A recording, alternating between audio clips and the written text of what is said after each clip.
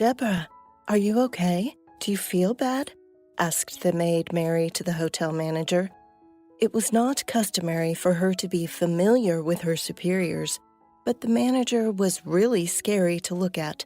Deborah was incredibly pale. Her always perfect hair was disheveled, and her eyes were red with tears. It was clear that she was holding on, but Mary's sincere sympathy made her chin quiver, and her eyes filled with tears. Mary wanted to bring water, but the manager stopped her. "Let's go to my office," Deborah whispered with difficulty, holding back her sobs and lowering her head, headed swiftly to her office. Mary followed Deborah, who immediately threw herself on the leather sofa and began to sob. Mary closed the door tightly and sat down next to her, compassionately stroking Deborah on her arm. She did not ask questions, knowing that the woman needed first to cry and then to speak.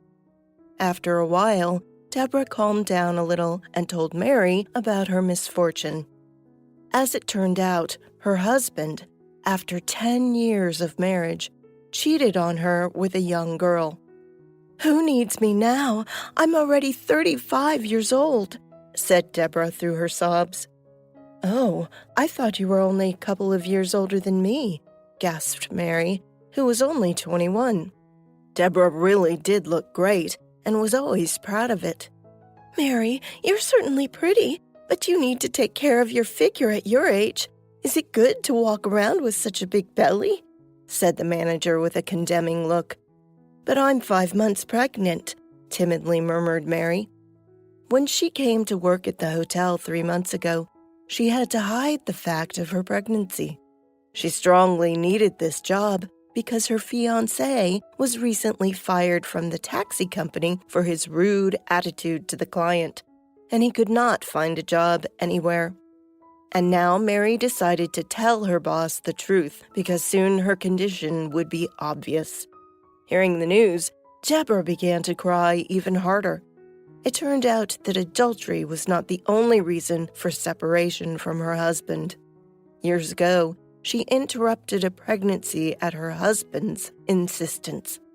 And when they finally got back on their feet and her husband wanted a son, she was no longer able to give birth to him. After a few minutes, Deborah finally managed to pull herself together, and she asked Mary to return to her work duties. The young woman headed for the door, but suddenly the manager called out to her again. "Mary, didn't you ask me recently to get your boyfriend a job?" "Yes, Paul is a very good driver. You won't regret it." "Right, but he was fired from the cab company for a reason." Deborah looked at Mary questioningly, and she lowered her eyes in a blush. "Okay, let him come in tomorrow. I'll talk to him, and maybe we'll take him, but on probation."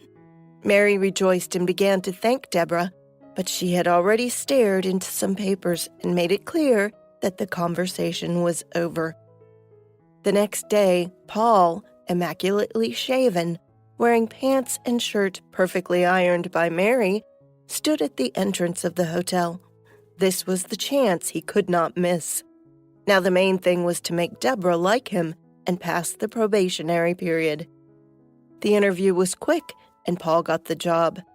How successfully her fiancé was working, Mary discovered only a couple of months later when she got to the maternity hospital. She repeatedly tried to call Paul to tell him about his daughter's birth, but the phone was silent. From her shift worker, who came to see her, Mary heard that the day before, Paul had driven away Deborah with a suitcase, and no one else had seen them. Mary did not know what to think. She cried all day long, calling hospitals and morgues, but all to no avail. Mary was waiting to be discharged so she could write to the police about her fiancé's disappearance. But when she came home with the child, she saw a miserable scrap of paper on the bed in their rented apartment. It was a note from Paul.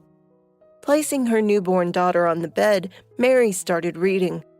Paul briefly informed her that he was leaving her for Deborah and that they were going on vacation together. At the end of it was a postscript. "The apartment is paid for to the end of the month. Then pay yourself. Or you can go to your aunt's in the village, since your boss don't want to see you working in a hotel anymore. And as we are not married, I do not owe you anything." Mary threw herself on the bed and wept in pain, resentment, and disappointment. She realized that the fate of many young girls who got pregnant before marriage, who believed their boyfriends' stories, had caught up with her. First, they had no time to get married. Then, they had no money. Then, Paul had problems with his job. And now, she had to go back to the village alone, with the baby, to her aunt and listen to her reproaches and lectures. But she had to go back, since there was no other way out. At the threshold of her aunt's house, Mary stopped in indecision. Aunt Helen was a strict and unkind woman, and Mary was afraid of her reaction. But suddenly, the door swung open.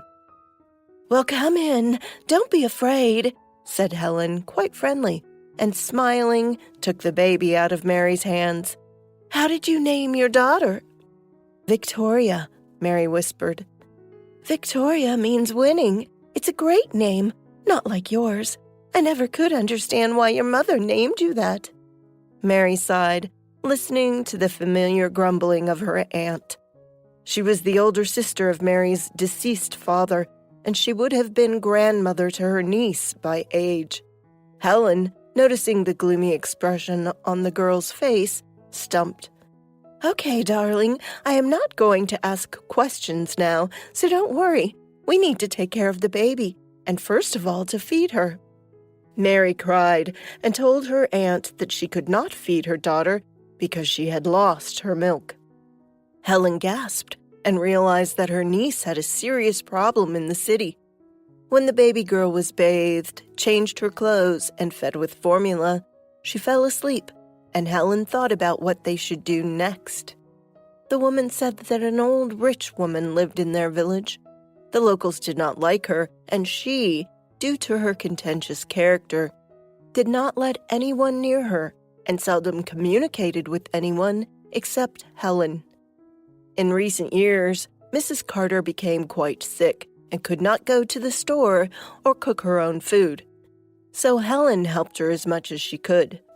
But now the situation had changed. It had become difficult for Helen to help Mrs. Carter because of her age. So she suggested that Mary get a job at Mrs. Carter's house as a helper. Mary was in dire need of money and work, but she still had doubts since she had a little baby in her arms. "Don't worry, I'll take care of Victoria," assured Mary's aunt. "This is your own home, and you and I are the family." There was so much tenderness and warmth in her voice that Mary simply could not believe her ears. And for the first time in her life, Helen told her niece about her hard fate, about her 3 miscarriages in her youth, about how her husband had left her for someone else, and how she had suffered. And Mary finally understood much of what was incomprehensible to her in her aunt's behavior when she was a teenager. "And don't be afraid of Mrs. Carter. She only looks so formidable. But in fact, she's an unhappy elderly woman," said Helen. And in great secret, she told her niece the Mrs. Carter's sad story. It was all about her daughter, Caroline. The girl had been in love with a poor guy, Tom, since high school, and Mrs. Carter was against it and forbade them to date.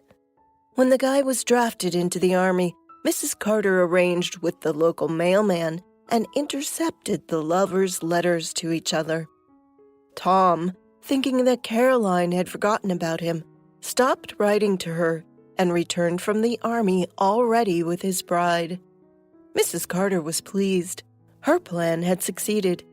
And on the day of Tom's wedding, Mrs. Carter went to a neighboring town to visit relatives, and her daughter, left home alone, took sleeping pills.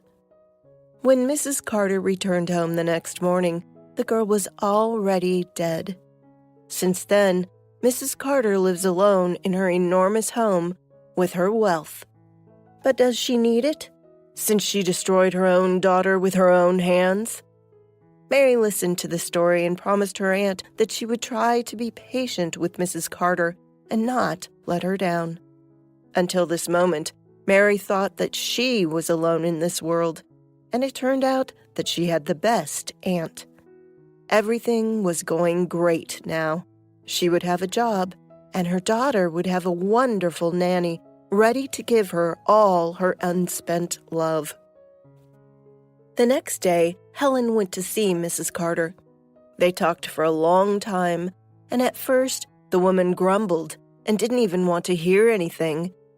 But then, with difficulty, she agreed. At heart, Mrs. Carter knew that except Helen, she has no one to rely on, so grumbled more out of habit. The first time it was not easy for Mary with grumpy Mrs. Carter. The young woman often got home late at night and fell on her bed without energy. And it was not easy for Helen at first to cope with little Victoria. But as time went on, things gradually got better. The only room to which Mary was forbidden to enter was on the second floor, and only Mrs. Carter had the key. She did not explain the reason, and Mary tried to pretend that she was not interested. But the reason was simple. Caroline had died in this room. She had died of unhappy love and her mother's cruelty. Then on that fateful day, Mrs. Carter had locked the girl in her room, fearing that she would go to her ex-fiancé's wedding and do something stupid. Could she have thought then that her daughter had already made up her mind, and that sleeping pills had already been prepared in her bedside table to forget herself and fall asleep forever? But there was nothing Mrs. Carter could change now. Watching Mary, she often bitterly thought that if she had not been so cruel to her daughter, then today it would be her granddaughter helping her, not Mary. 3 years had passed. Little Victoria was growing up, and Mary was still caring for the elderly woman. But now more out of the call of her heart than out of duty, because they became very attached to each other. Mrs. Carter began to sick more and more often. In the evenings, she usually sat near the fireplace, which was burning in any weather, both in winter and in summer. But one day she called Mary to help her up to the second floor. It was the first time in all the years that Mary had been working there. So the girl was very surprised at such a request and readily helped Mrs. Carter. The elderly woman moved slowly, resting on each step. Finally, when she reached the locked door, she leaned against the wall, breathing heavily, and stood like that for a while, swallowing her tears. Then she held out the key to Mary. "Open it, and don't ask me anything." Mary nodded and opened the door. Mrs. Carter gestured for her to stay outside and disappeared into the darkness of the room. The girl stood for a long time, listening to the sounds. Concerned, she did call out to the elderly woman. "Go away," came Mrs. Carter's muffled voice. Mary realized that the woman needed to be alone with her bitter memories and quietly went downstairs. But time passed, night fell, and Mary became anxious again. She worried about how Mrs. Carter could sit there for so long in the cold room, and finally she decided to see if she was all right.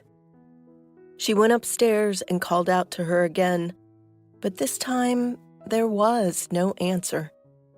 Mary thought that Mrs. Carter had fallen asleep, and opening the door, she went into the room.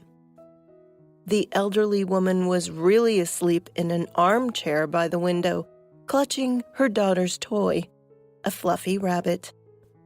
On her lap there was a box with Caroline's belongings. Mary looked closely at the woman again and suddenly felt that for a sleeping person, she clutched the toy too tightly. To her horror, she realized that Mrs. Carter was dead. After the funeral, Helen and Mary were surprised to find out that the woman had made a will a year ago for the only close people to her, her helpers. It was an unexpected gift for Mary and Helen. Apparently, it was Mrs. Carter's way of thanking them for their care and kindness. Another 5 years passed. One day, the hotel receptionist knocked on the door of the hostess's office.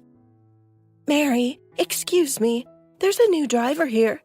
Are you interviewing him yourself, or should I take care of this?"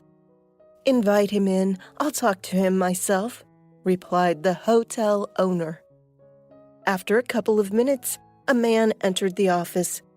Mary looked up and saw Paul in front of her, but he did not immediately recognize his former girlfriend in such an elegant, beautiful woman. He remembered her as a frightened, anxious girl with a huge belly, which he had accompanied to the maternity hospital.